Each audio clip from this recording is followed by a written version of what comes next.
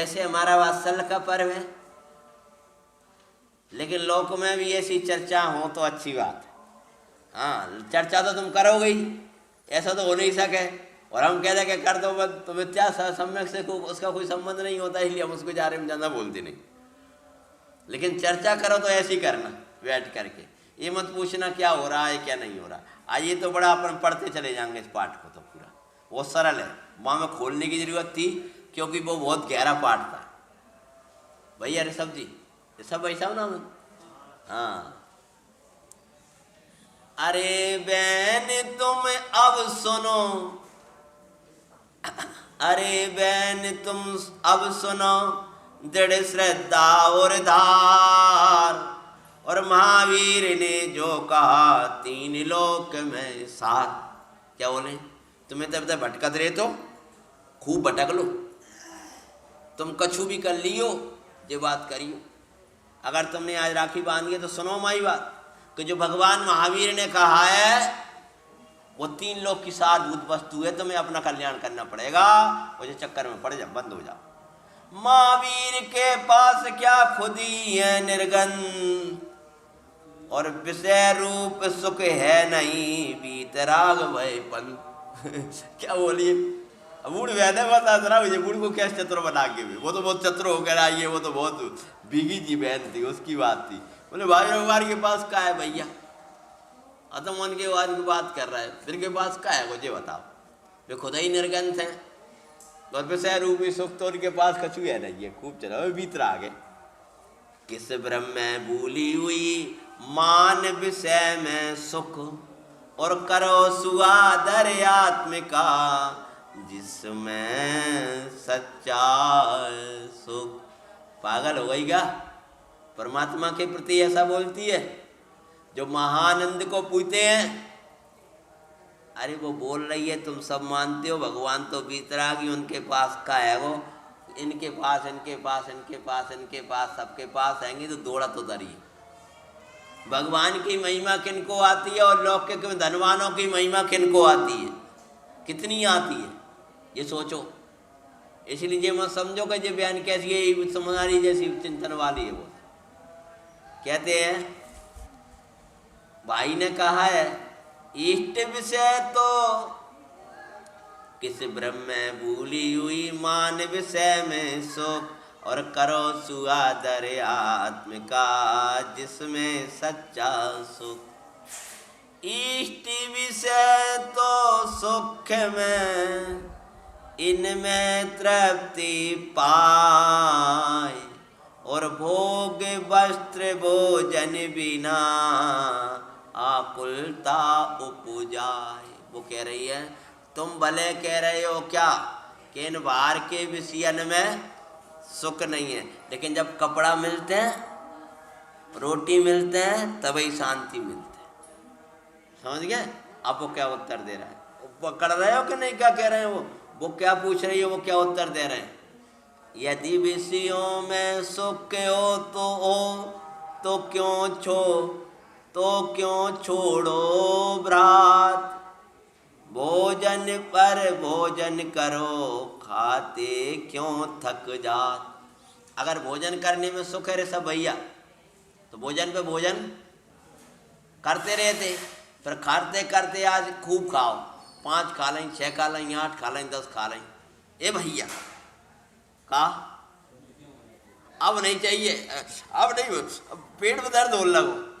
अगर भोजन में सुख हो तो आज मिठाई बनी, मान के चलो, मिठाई तो वात्सल्य की होती है, महाराज जी की रक्षा वही है। कल का आज का समझ लो, 2 दिन मनाएंगे अपन, तो दोनों मिठाई बनाई, सब कुछ बनाई, और भाई मिठाई बनी है, तो एक रसगुल्ला खाया, 2 खाए, 3 खाए, 5 खाए, कितने खा लाए?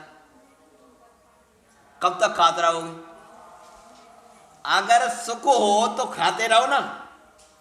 ये कह रहे हैं सुखावास सेवत समय फल में ये दुखदाय, और आकुलता के बीज हैं त्यागे श्री मुनराय। बहना ये सुखावास है, इनमें सुख लगता है, वास्तव में सुख तो है नहीं है। तब क्या उत्तर देती है? बयान पर पूछ रही है, धन तो सब सुख प्राप्य है, ज्ञानी भी मिल जाए, और पूजन दानादिक करें स्वर्ग मिले अधिकार। क्या बोल रहे हैं कि देखो तुम कछु कह लो, अशोक भाई साहब क्या कह रही हो, धन में सब सुख मिलता है और ये ज्ञानी भी बड़े बड़े मिल जाते हैं, पैसा वाले ने सब पूछत है और पूजा दान आदि भी भाई धन से करते हैं, और स्वर्ग सुख भी वही धन से होता है, क्योंकि दान नहीं दोगे तो स्वर्ग सुख कहाँ से होगा। तो कहते हैं सच्चा सुख वहाँ भी नहीं, अगर तुम कहो कि दान दे करके व्यवहार पुण्य भी बांध लोगे तो स्वर्ग में काय का सुख है। आकुलता तत्काल और ताते चे संसार में होई दुखी बेहाल। फिर पूछते हैं तो फिर सुख क्या भ्रात जी, हो गया खत्म। अब पूछा है उसने, जब तक तुम्हें परम सुख का भान रहेगा तब तक तुम्हें आत्मा के बारे में पूछने का भाव भी नहीं आता है। तो फिर सुख क्या भ्रात जी, किस विधि प्राप्ति होय, जानो दुख में विषय सब, सुख में कभी ना कोई। कहते हैं आज हमें समझ में आ गया तुम्हारी बात से, वास्तव में बात तो ये है किसी विषय में सुख नहीं है। पर सुख क्या है? सुख तो तेरा रूप है और सहज प्राप्त हो जाए, और जिस क्षण इच्छाएं तज निज में ही प्रगटाए। क्या कहा? तेरा ही स्वरूप है और बड़े सहजता से प्राप्त हो जाएगा। पर द्रव्य संबंधी इच्छा को छोड़ करके और अपना आश्रय कर ले, तेरा कल्याण हो जाए। कहते हैं इसीलिए प्रभु वीर ने दिया यही संदेश, शुद्धात्म अनुभव करो जिसमें सुख अमीर। इसलिए तुझे यदि सुखी रहना है तो हमेशा शुद्धात्मा का अनुभव करो। ज्ञान बिना सुख है नहीं, कुछ भी करो पाए, और सुख चाहत भी दुख बढ़े, दुख अंत नहीं आए। तो भैया ने समझा दिया कि सुख चाहते जाओगे और दुख बढ़ता जाएगा, लेकिन ज्ञान में ही सांचा सुख है। तो फिर बहन क्या पूछ रही है? आत्मज्ञान कैसे मिले ब्रात बताओ पात, और मैं अनाथ थी आज तक, आज प्रभु निकट सनाथ। क्या आज तक तो हम भटक रहे थे, अब ये बता दो भैया आत्मा को ज्ञान हमें हुए कैसे। अब आ गई लोट लाट के थोड़ी सी आवाज जा रही, कह रही है भैया हमें बता दो बात। अरे बहन श्रद्धा सहित करो सदा स्वाध्याय। पहले क्या करो? पहले अगर तुम्हें अपनो कल्याण करना है तो श्रद्धा करके पहले करो स्वाध्याय, और तत्व पठन पाठन श्रवण चिंतन ध्यान लगाए। फिर क्या करो? तत्व को पढ़ो, पढ़ाओ, सुनो, चिंतन करो और उसका ध्यान लगाओ, तो आत्मा की प्राप्ति होगी। निस्वभाव जिससे दिखे ज्ञान उसी का नाम। खूब व्याख्या करते रहो। क्या कह रहे हैं? आप व्याख्या करते रहो। ज्ञान किसका नाम है? जिसमें ज्ञान को वास्ता है। तुमने बहुत ज्ञान कर लिया तो क्या काम को? तो निज स्वभाव जिससे दिखे ज्ञान उसी का नाम, और वीतराग विज्ञान से सहज मिले शिव धाम। वाह भैया जय हो। अब राखी बांधन दो, अब पूरा होगा हम टाइम। अब ये नहीं, अब नहीं कह रही, फिर पूछ रही। कब पूछ रही? पैसा वैसा दे जाइए, कछु नहीं पूछ रहे तुम्हारे लोग। अब के फिर पूछ रही स्वाध्याय भी मैं करूं और ध्यान हृदय में लाए, पर इस संचल चित्त में बहु विकल्प हो जा। अब क्या पूछ रहे तो भैया हम स्वाध्याय भी करने लगे, पहले कुछ दिन पहले वो ऐसी थी हैं, अब बात समझ में आ गया, मान के चलो ये कई दिन में पूरी ऐसे नहीं भाई हैं। अब कहने लगी कि भैया अच्छा लगता है, स्वाध्याय भी करते हैं, सब कुछ करते हैं, लेकिन स्वाध्याय भी मैं करूं, ध्यान हृदय में लाए, बड़े ध्यान से करती हूँ, पर इस चंचल चित्त में बहु विकल्प हो जाए। क्या लिख रहा है?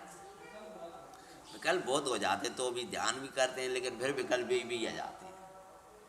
एक प्रश्न पूछता कौन विकल्प सताए, कब पूछा है? तुम्हें विकल्प कौन सा होता है? कि विकल्प अभी जो लग रहा है घर जाकर रोटी बनाना है, जल्दी से हमें व्यापार में जाना है, हमें ये करना है, तुम्हें कौन सा विकल्प आता है पहले ये बताओ। और उलझे मन किस वस्तु में जिसमें दुख न मिटाए। क्या कह रहे हैं कि तुम परमेष्टि को भी जपत भी और दीखे तन धन दाम, और विषय ध्यान में आते हैं ओए लक्ष्य तब बाम। क्या कह रहे हैं कि भाई तुम्हें मन कहाँ जाता, तुम मुझे बता जिससे तुम दुखी रहते हो। भैया बताएं? बोले हाँ, जब नमोकार मंत्र का ध्यान करते हैं ना पंच परमेष्टि का, तब भी हमें ये लगता है मच्छर बैठ गया। दीखे बोलो क्या लिखा है? तन धन और धाम, धाम मतलब घर दिखता है उस समय भी। नमोकार मंत्र के पास में भी हमें तन दिखाई देता है, पैसा पैसा वो उठाने ले जाए कोई, और घर दिखाई देता है। तो विषय ध्यान में आते हैं, और कबो वो ठंडी गर्मी और सब विषय याद आ जाते हैं हमें, वही लक्ष्य तब बाम हमारी दुर्गति हो जाती है। तो बोले इनमें ही तब रुचि लगी, इनमें सुख दिखाए। क्यों दिखती, क्यों ध्यान आता है तुम्हें उनका? जल्दी बताओ। नहीं, उनमें तुम्हें अरे दुख सुख दिखता है, जिसमें सुख दिखता है उसकी याद आती है।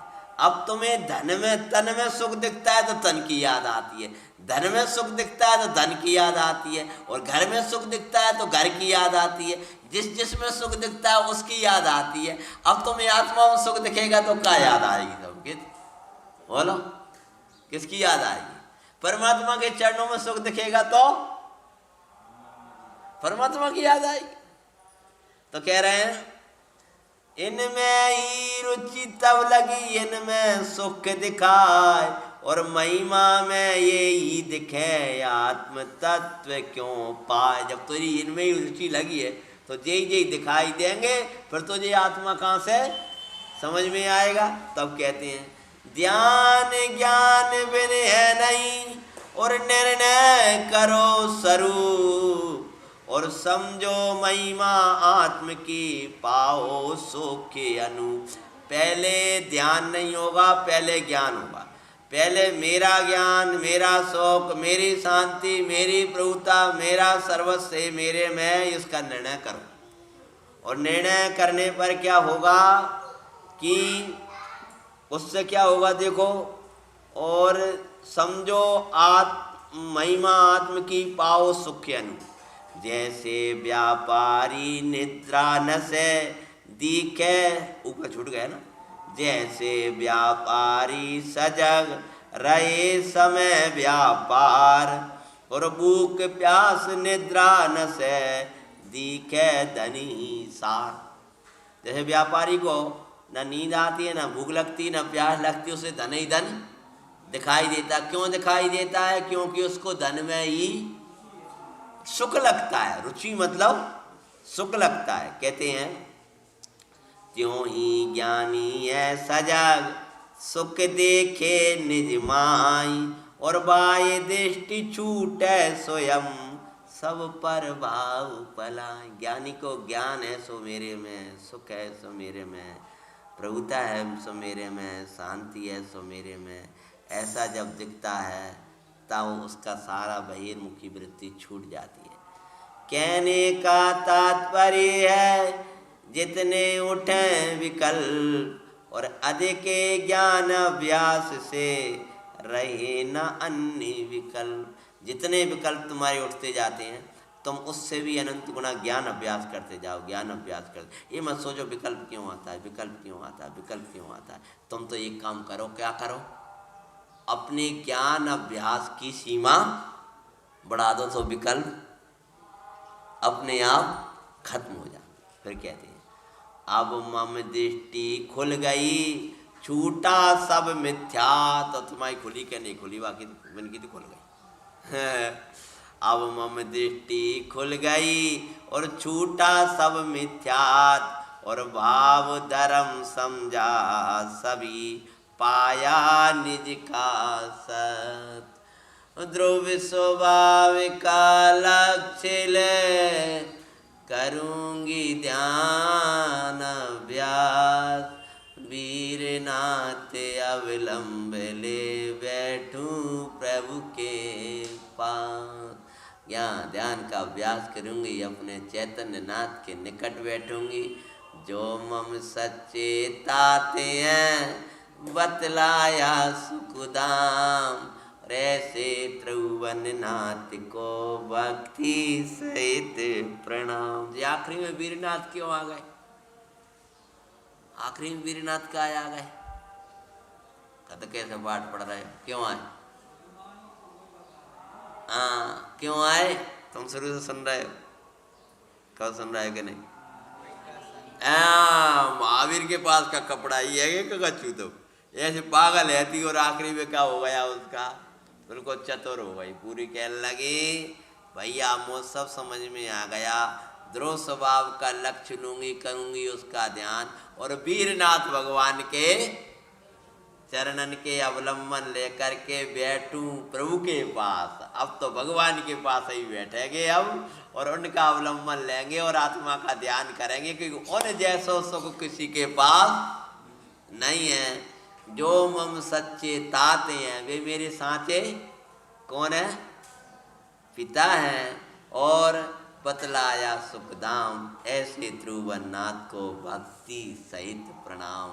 ऐसे भगवान को मैं नमस्कार करती हूँ। तो पंडित साहब विरचित ये भाई बहन का आपस की चर्चा है, संवाद है।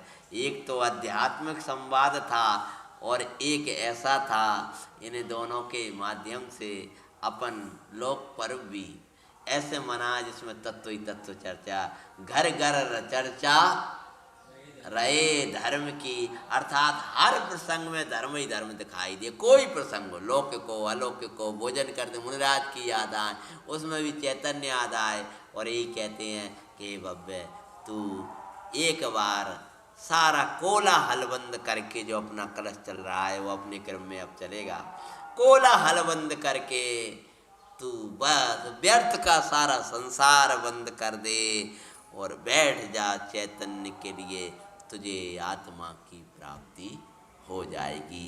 ऐसा परमागम समय सार का जो कलश चल रहा है एक बार वांचना कर दो। क्या लिखा है बोलो, वांच दो एक बार, वांच दो क्या लिखा। ग्रंथ विराजमान है अपना, इसलिए एक बार भजन के रूप